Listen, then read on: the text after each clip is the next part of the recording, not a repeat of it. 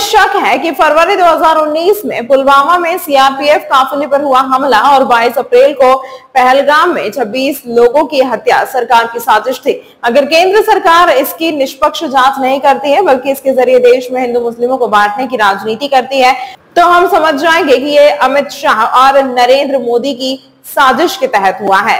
असम के धिंग से AIUDF विधायक हाजी अमीनुल इस्लाम ने यह बयान पहलगाम आतंकी हमले के अगले दिन यानी 23 अप्रैल को दिया। वे नगांव में पंचायत चुनाव के लिए पार्टी के उम्मीदवार का प्रचार कर रहे थे। 24 अप्रैल को अमीनुल पर राजद्रोह का केस हुआ और उन्हें अरेस्ट कर लिया गया। बीजेपी ने उनके बयान को राष्ट्र विरोधी बताया। वहीं उनकी party all India United democratic front ने बयान से दूरी बना ली। पहलगाम हमले पर विवादित कमेंट करने वाले अमीनुल अकेले नहीं है। सिर्फ असम में ही पहलगाम पर भड़काऊ और देश विरोधी कमेंट करने के आरोप में अब तक हाजी अमीनुल समेत 16 लोग अरेस्ट किए जा चुके हैं। हाजी अमीनुल इस्लाम आखिर कौन है, उन पर क्या कार्रवाई की जाएगी? पहलगाम आतंकी हमले के बाद से असम में क्या माहौल है? पहलगाम पर देशद्रोही कमेंट करने वाली बाकी 15 लोग कौन हैं? ये समझने के लिए हमने असम की सीनियर जर्नलिस्ट और पॉलिटिकल पार्टी से बात की। 24 अप्रैल को नगांव में हाजी अमीनुल इस्लाम पंचायत चुनाव में पार्टी के उम्मीदवार के लिए प्रचार कर रहे थे। यहाँ उन्होंने असमिया भाषा में पहलगाम हमले पर बयान दिया। सोशल मीडिया पर वायरल 2 मिनट 45 सेकंड के वीडियो में क्या कहा, जानिए। 6 साल पहले जब पुलवामा में 300 किलोग्राम RDX बरामद हुआ था, उस विस्फोट में भारत के करीब 42 CRPF जवान शहीद हुए थे। तब मैंने कहा था कि इसमें सरकार की साजिश है। देश में सांप्रदायिक ध्रुवीकरण करके 2019 के लोकसभा चुनाव में जीतने के लिए सरकार की साजिश के तहत पुलवामा अटैक हुआ था। तब भी मैंने निष्पक्ष जांच की मांग की थी। पहलगाम में जो गोलीबारी की घटना हुई उसे लेकर बीजेपी पूरे प्रदेश में प्रचार कर रही है कि वहां आतंकवादियों ने लोगों से नाम पूछकर गोली मारी। जो हिंदू थे उन्हें गोली मारी और मुसलमानों को छोड़ दिया। जबकि पीड़ितों ने बयान दिया है कि वहां किसी से नाम नहीं पूछा गया, उन्होंने चुपके से गोलीबारी की। हमें शक है कि पुलवामा में जिस साजिशकर्ता ने 300 किलोग्राम RDX लाकर फरवरी 2019 में बम ब्लास्ट किया और 42 जवानों को शहीद किया, उसी साजिशकर्ता ने पहलगाम की घटना को भी अंजाम दिया। मेरा शक है कि कश्मीर में बार बार केंद्र सरकार ही ऐसी घटनाओं को अंजाम देती है ताकि पूरे भारत में वो मुसलमानों के खिलाफ हिंसा और नफरत का माहौल बनाकर राजनीति कर सके।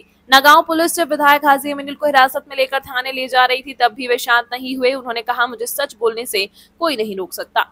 Strong action against everyone who is directly or indirectly trying to support or trying to defend Pakistan. One of our MLA from United Democratic Front, Sri Aminul Islam, has said yesterday certain things which has angered people of Assam. I have reviewed the video and I have seen that video has been posted in a manner to defend Pakistan in the Pakistan and in its complicity in the terrorist attack. I have instructed Assam Police to take strong action against the MLA. DGP has informed me that he has been arrested and he has been booked in the charge of sedition. So we'll take this case to the logical conclusion.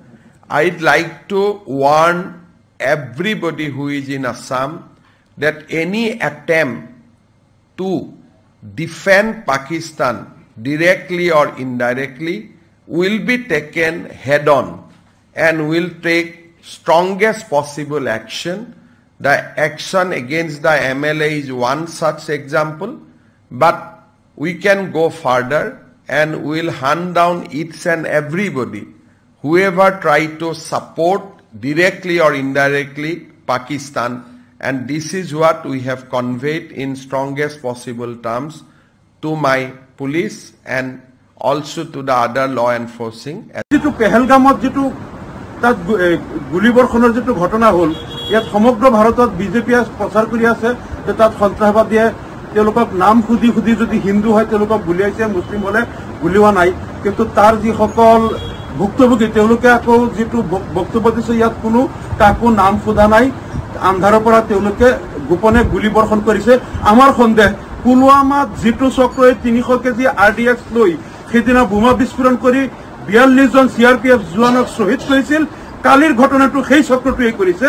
যদি কেন্দ্ৰীয় চৰকাৰে, মোদী চৰকাৰে যদি ইয়াৰ নিৰপেক্ষ তদন্ত নকৰে আৰু এই ঘটনাটোক লৈ সমগ্ৰ ভাৰতত যদি হিন্দু মুছলমানৰ মাজত এটা বৈষম্য আৰু বিভাজনৰ তেওঁলোকে ৰাজনীতি কৰে তেতিয়াহ'লে আমি বুজি পাম এইটো অমিত শ্বাহ আৰু নৰেন্দ্ৰ মোদীৰ ষড়যন্ত্ৰত হৈছে।